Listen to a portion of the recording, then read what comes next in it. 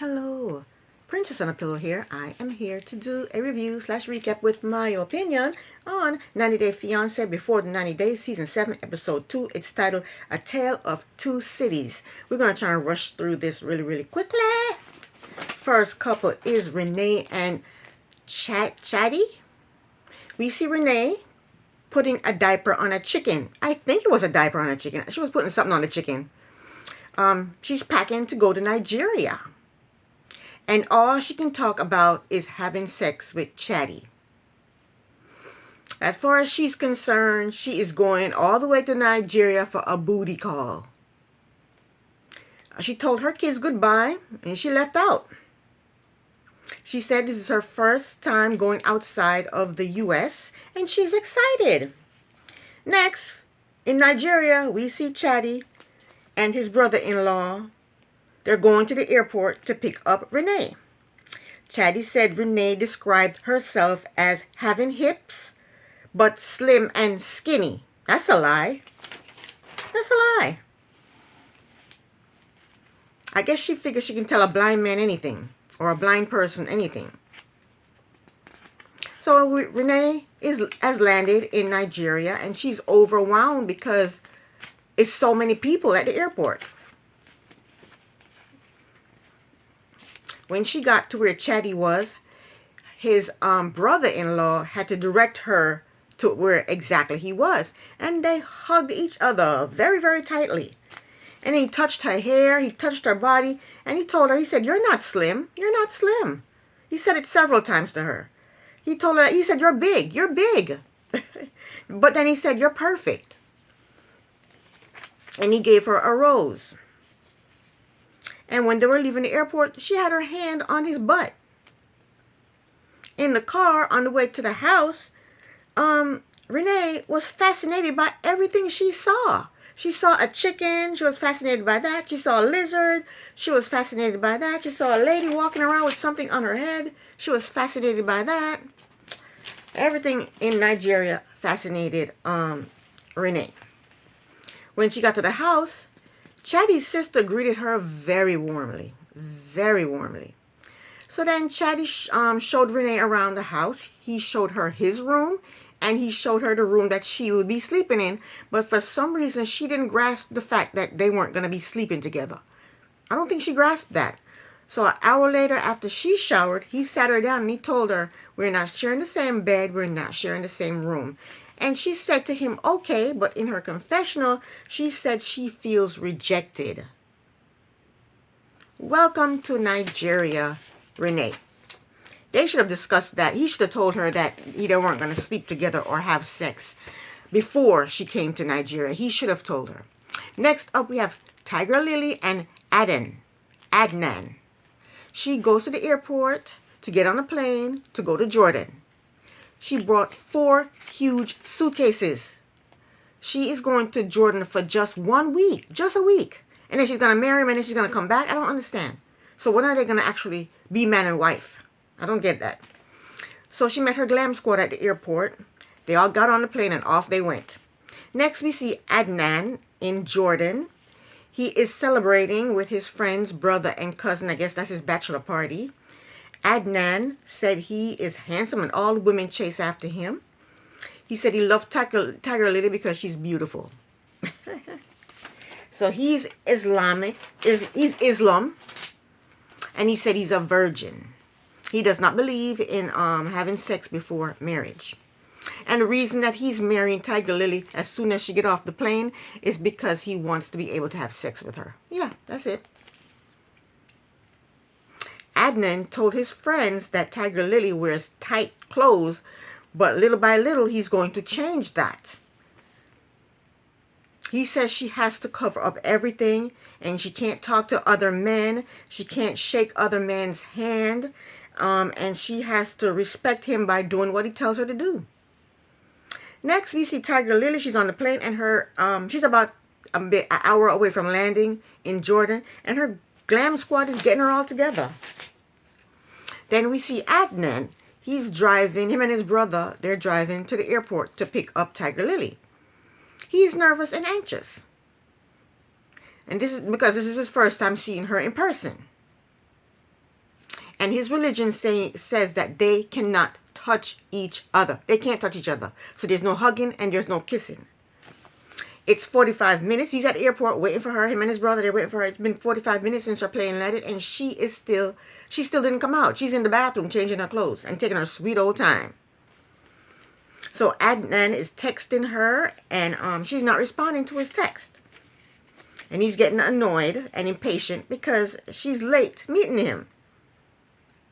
I think that's very inconsiderate of her to not text him and say, I'm in the bathroom, I'll be out soon, or whatever, you know?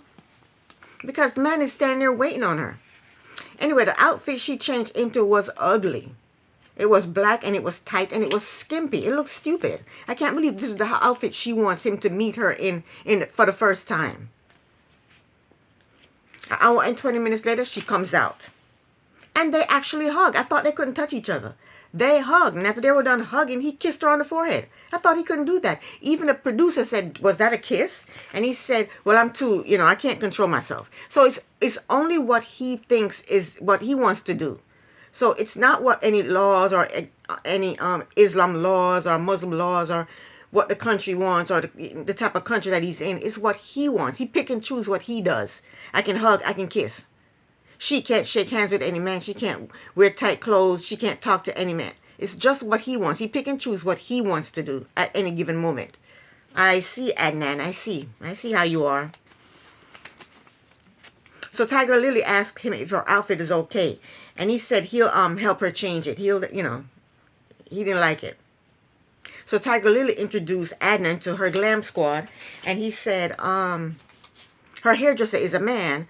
So Adnan said she's not allowed to be friends with men, but since this man, she said this man, her hairdresser, is like her brother, he'll allow it. He said in the future she cannot be friends with any guys. It's unacceptable to him. It's what he wants. It's what he pick and chooses what he wants. So they go out and got in the car and they're driving to the hotel to drop off the glam squad. And Tiger Lily and Adnan have nothing to say to each other. Absolutely nothing to say to each other. The glam squad, they start talking to him. They start asking him questions. They asked him if he have any sisters. He said he had 5 sisters. And how many brothers he said he had? And 9 brothers. And I bet you his wife have several wives. We found out that Adnan wants to have 5 kids. Tiger Lily didn't know nothing about that. She's 40 years old and he wants 5 kids. He better get on the ball. I bet you he's thinking he's going to have more wives. That's probably what he's thinking. She's not going to be his only wife. Tiger Lily said, you didn't tell me you wanted 5 kids. Then we found out that Adnan does not want to live in the States. He wants to stay in Jordan. And Tiger Lily said, so what about you coming to be with me in the States? He said, I'll come visit you once a year for a week.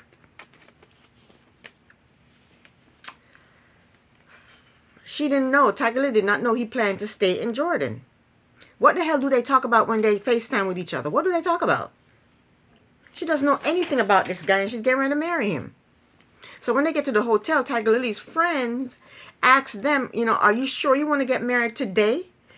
She's asked Tiger Lily, don't you want to meet his family? See where he lives? See how he lives? She goes, no. No. So Tiger Lily and Adnan, they go off to their room. And they're in a hotel room together alone. I thought they couldn't be in a room together alone. It's everything Adnan wants. It's what he picks and chooses. He picks and chooses what he wants. So they're alone together in a hotel room. She's getting ready. He's laying on the bed. And then she asked him if he likes her outfit. He didn't like her outfit. It was too tight. She always wears tight clothes. She wants to show off her body, I guess. So then after that, they leave. They're on their way to the church or wherever to get married. And now is when she wants to ask him questions. She wants to know if what's going to happen at this ceremony. Will she understand what's being said?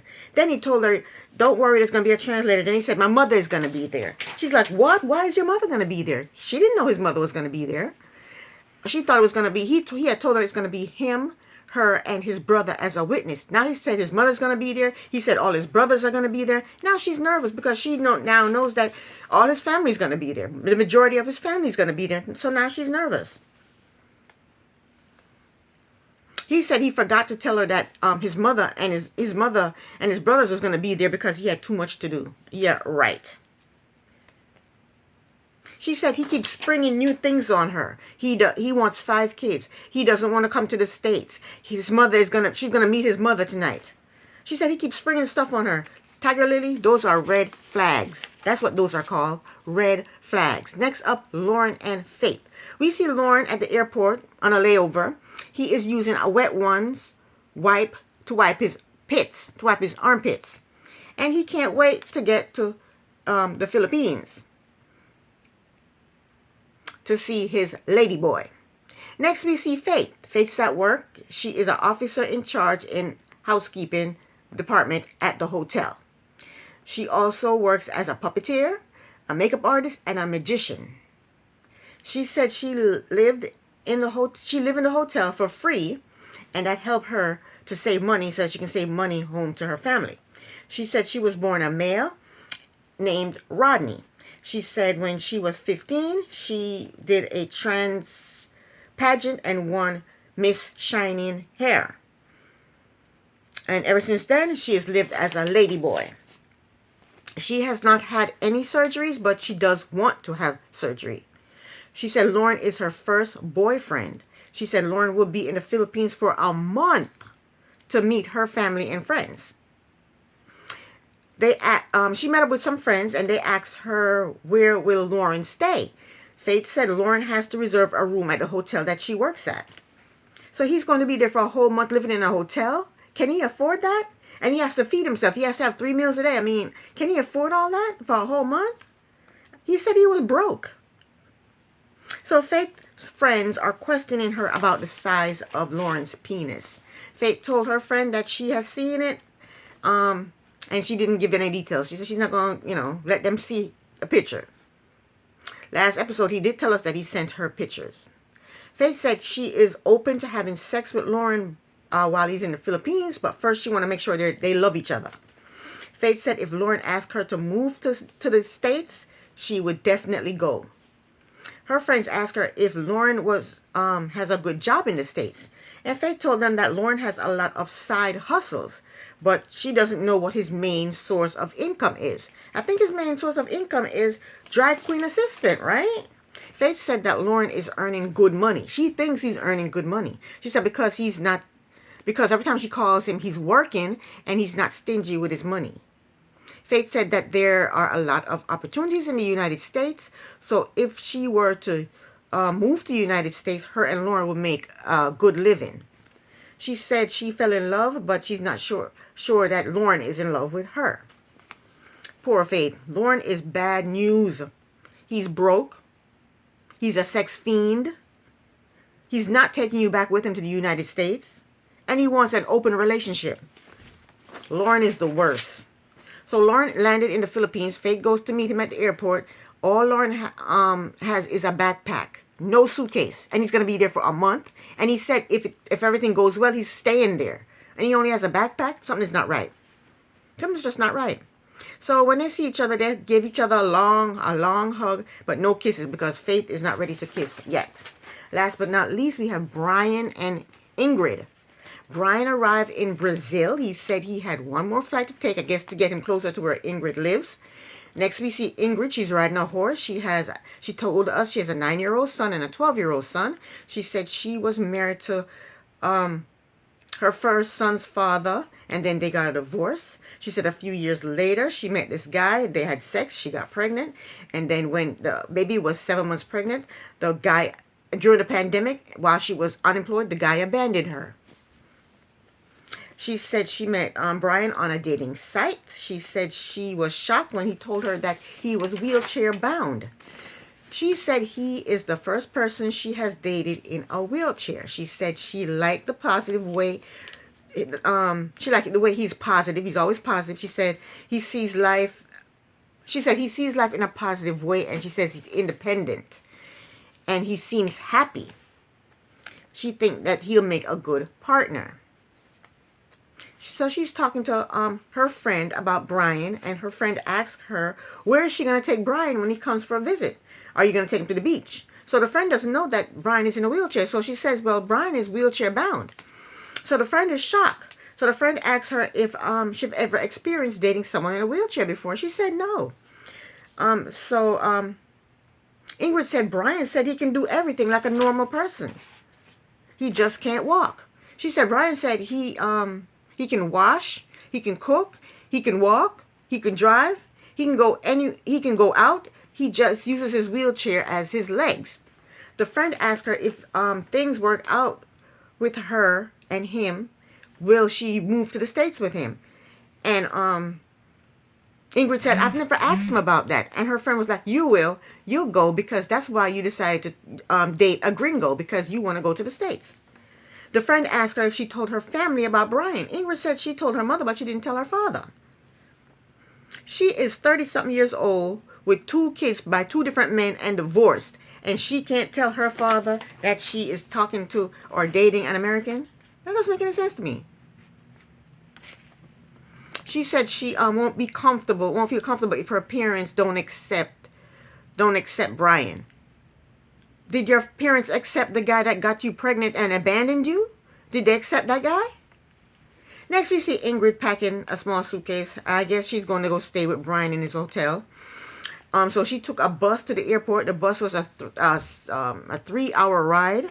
She gets to the airport. She goes to the bathroom. She changes her clothes. She put on a black tight dress and heels. And when she sees Brian, she sits on his lap and gives him a hug. And they all seem happy. They seem happy together. That was the end of the episode. This is the end of my review. Thank you so very much for watching. Princess on a Pill here. Bye.